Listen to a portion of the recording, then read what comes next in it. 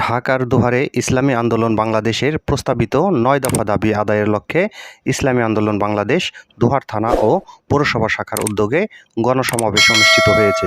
রবিবার ১ সেপ্টেম্বর বিকেলে জয়পাড়া কালিমা চত্বরে এই গণসমাবেশ অনুষ্ঠিত হয়। ইসলামী আন্দোলন বাংলাদেশ দোহার পৌরসভার সভাপতি আলহাজ হাফেজ মোহাম্মদ মিজানুর রহমান এর সভাপতিত্বে ও ইসলামী আন্দোলন বাংলাদেশ দোহার থানা শাখার সাধারণ সম্পাদক হাফেজ রুহুল আমিন দেওয়ান ও যুগ্ম সম্পাদক মাওলানা জুবায়ের আহমেদ শাকির সঞ্চালনায় সমাবেশে প্রধান অতিথি হিসেবে উপস্থিত ছিলেন ইসলামী আন্দোলন বাংলাদেশের প্রেসিডিয়াম সদস্য অধ্যাপক মাহবুবুর রহমান।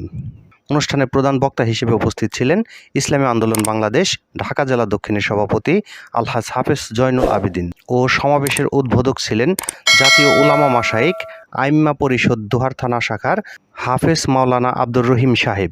এছাড়াও অনুষ্ঠানে বিশেষ অতিথি হিসেবে উপস্থিত ছিলেন ইসলামী শ্রমিক আন্দোলন বাংলাদেশ এর ঢাকা বিভাগীয় সাংগঠনিক সম্পাদক আলহাজ মোহাম্মদ শাহাদাত হুসাইন, ইসলামী আন্দোলন বাংলাদেশ ঢাকা জেলা দক্ষিণ শাখার সহসভাপতি অধ্যাপক কামরুজ্জামান, সাধারণ সম্পাদক হাফেজ মাওলানা জহিরুল ইসলাম, ইসলামী ছাত্র আন্দোলন বাংলাদেশ দোহার থানা শাখার সভাপতি মোহাম্মদ রাহাত আহমেদ সহ আরও অনেকে।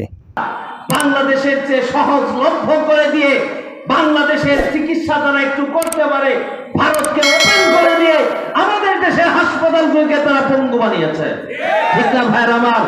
সেই জন্য বাসস্থান তো বলতে হয়।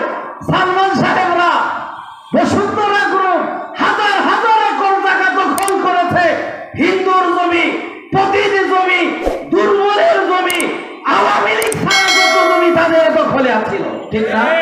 সেই জন্য আমরা আহ্বান করতে চাই, সজলা সফলা শস্য শ্যামলা সোনার বাংলা করতে হলে সোনার মানুষ ছাড়া হবে না, খুদাবির মুত্তাকি ব্যক্তি ছাড়া সম্ভব নয়। আজকে দেখেন না, ১৭ বছর পরে আসার পরে ৫ তারিখের বিকাল স্বাধীনতার সে পূর্ব আকাশের স্বাধীনতার সূর্য উদিত হওয়ার সাথে সাথে এক শ্রেণীর চাঁদাবাজরা আবার স্ট্যান্ড দখল করেছে, তারা বাজার দখল করেছে, তারা হাট দখল করেছে। এই দেখতে আমরা বলবো আপনারা তাদেরকেও চিনেন। আগামী নির্বাচনের আগে খুব সুন্দর করে তারা আসবে। আমরা সেই দলকে বলবো, দলীয় প্রধান বলে দিয়েছেন আমাদের লোক না, তো বাস্তবিকভাবে কার লোককে আইডেন্টিফাই করেন, পুলিশকে আহ্বান করবো, আমরা অন্তর্বর্তীকালীন সরকারকে আহ্বান জানাবো এইগুলো ঠেকা।